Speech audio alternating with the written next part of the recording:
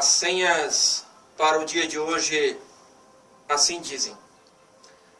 Zacarias 7, versículo 9, o profeta escreve: executai juízo verdadeiro, mostrai bondade e misericórdia, cada um a seu irmão. Em Mateus 5, versículo 7, Jesus diz: bem-aventurados os misericordiosos, porque alcançarão misericórdia.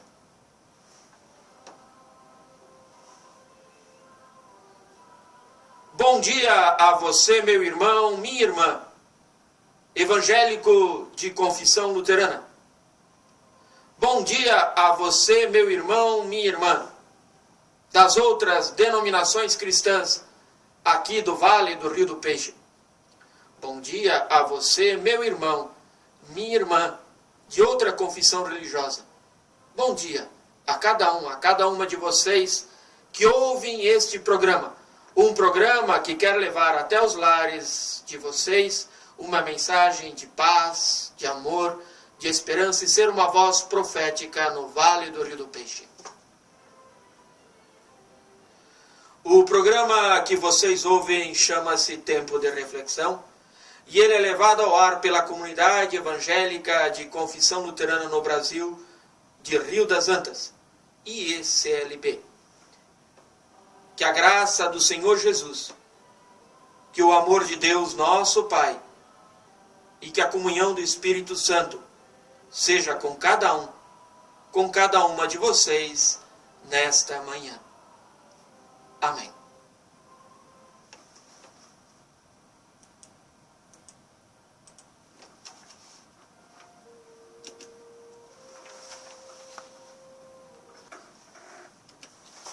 Bom, meus irmãos, minhas irmãs,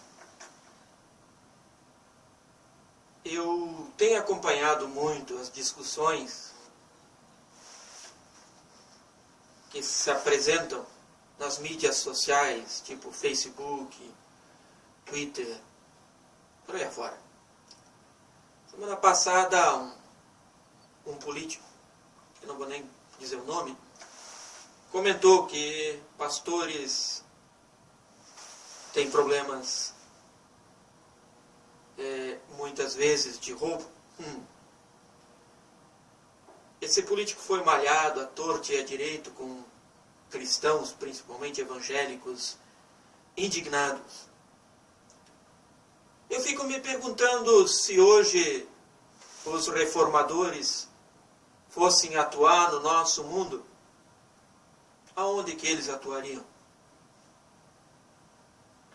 Sabe, nós falamos muito de corrupção na política e nos governos, e as consequências da corrupção na política e as consequências da corrupção nos governos são bem mais graves quando o assunto é igreja. Quando a gente olha para trás, estamos quase a 500 anos da Reforma. No dia 31 de outubro de 1517, Lutero, em protesto, cravou 95 teses na porta da igreja de Wittenberg. O protesto de Lutero tem vez e voz também nos tempos de hoje. Nesses tempos de indulgência, onde muitas igrejas pregam prosperidade material. Se olhamos para as teses de Lutero, as teses 65 e 66, são importantes para nós. Assim, os tesouros do Evangelho são as redes com que outrora se pescavam pessoas possuidoras de riqueza.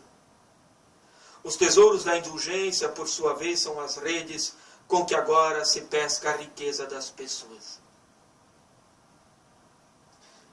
Um dia, Jesus, caminhando pela beira da praia, convidou um grupo, Pedro, Tiago, João, André, dizendo: me sigam, que eu farei vocês pescadores de gente.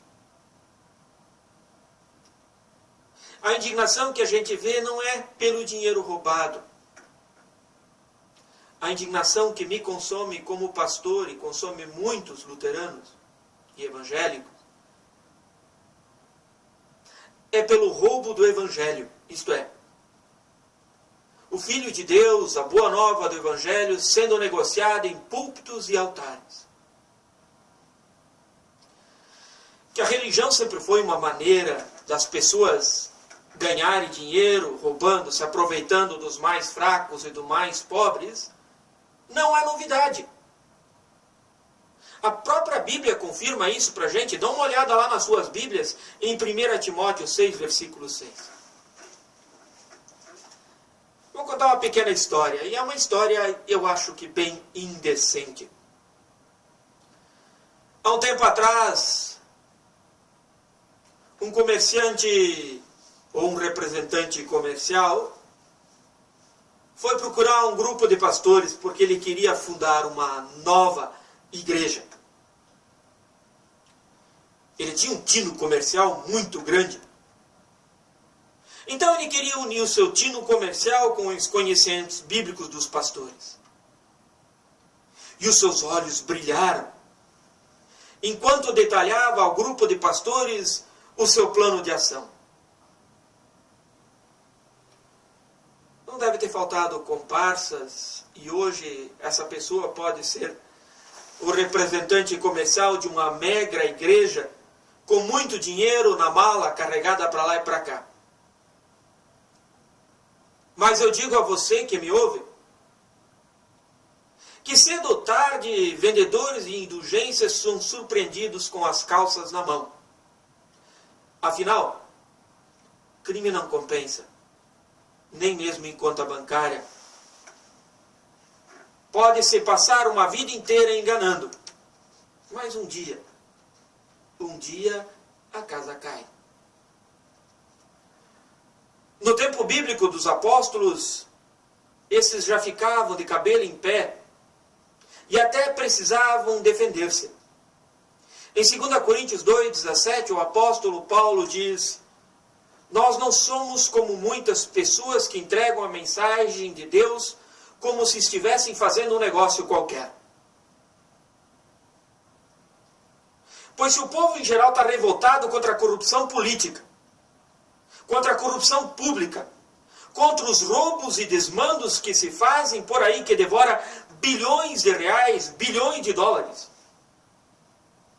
o povo cristão deveria estar muito mais atento às suas igrejas, que são um exemplo a transportar para o mundo. Porque nessas horas, gente, quando falam de corrupção, falam de pastores que roubam, acaba se colocando todas as igrejas evangélicas no mesmo saco. E aí, gente, todo o evangelho fica comprometido. Na verdade, você que está me ouvindo, eu digo para você que qualquer pessoa está sujeita à corrupção. O texto sagrado, a Bíblia nos adverte, Hebreus 12, 15, 16, diz assim: tomem cuidado também para que ninguém se torne imoral ou sem respeito pelas coisas sagradas, como Esaú, que por causa de um prato de comida vendeu o seu direito de filho mais velho. Meus irmãos, minhas irmãs, todos nós estamos sujeitos à corrupção, e a corrupção acontece em todos os níveis. Desde o troco que eu recebi a mais e faço de conta que não vi, ou o produto que é levado do supermercado sem pagar. Mas em termos de igreja, gente, em termos de fé, ninguém tem autoridade para vender ou comprar coisas sagradas. Ninguém tem autoridade para vender salvação, terreno no céu, cadeira no céu, sei lá mais o quê. Porque a Bíblia nos deixa bem claro: pois pela graça de Deus vocês são salvos por meio de fé. Escreve o apóstolo Paulo. E isso não vem de vocês. É um presente de Deus. Efésios 2, versículo 8. Um presente que custou a vida do próprio Filho de Deus. Que é bom entender isso, gente. É bom entender essa verdade quando nós lidamos com dinheiro dentro da igreja. É bom entender essa verdade quando lidamos com a contribuição dos membros nas nossas igrejas. É bom entender essa verdade quando vamos dar a nossa contribuição à igreja. Nós não estamos comprando nada. Nós estamos contribuindo para um serviço.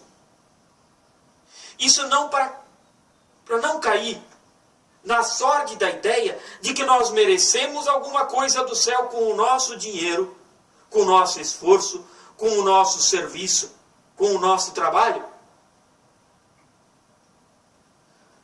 Gente, meus irmãos e minhas irmãs, se Deus fez a sua igreja depender de testemunho, trabalho, dons, bens terrenos e outras coisas, então isso é privilégio. Que cada um dê a sua oferta conforme resolve o seu coração. Não por riqueza, não por obrigação, pois Deus ama quem dá com alegria. 2 Coríntios 9, 7. Deus chama a gente para contribuir, sim, para a manutenção da comunidade. Deus chama cada membro, cada pessoa batizada, a olhar pela sua comunidade, sua igreja, e a manter, a sustentar. Porque Deus já fez muito por cada um de nós. A salvação já está garantida para cada um de nós, a partir da morte e ressurreição de Jesus. Sabe, meus irmãos e minhas irmãs, nesses tempos de corrupção e conchavos, de mensalões, petrolões, Operação Zelote, Swiss Leaks, quando tudo acaba em pizza, nós cristãos somos chamados a fazer diferença, porque Jesus Cristo disse: vós sois sal da terra, vós sois luz do mundo. Ou então Jesus pode voltar antes da hora, com um chicote, e expulsar os vendilhões do templo, dizendo: a minha casa será uma casa de oração. Mas vocês transformaram ela num covil de ladrões. Antes de nos indignarmos com a declaração de um político sobre a maneira como as igrejas estão agindo, vamos olhar para dentro de nossas igrejas. Vamos batalhar para que a nossa igreja seja um exemplo. Um exemplo de fé, um exemplo de partilha, um exemplo de contribuição, um exemplo de vida. Para que os políticos possam olhar para as igrejas e dizer: gente, lá a coisa funciona. Vamos trazer isso para o Congresso. Que Deus nos abençoe, hoje e sempre. Amém.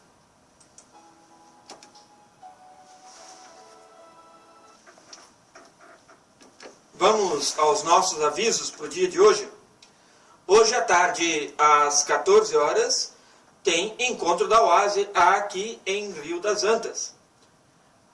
Às 19h30, tem ensaio do coral aqui de Rio das Antas.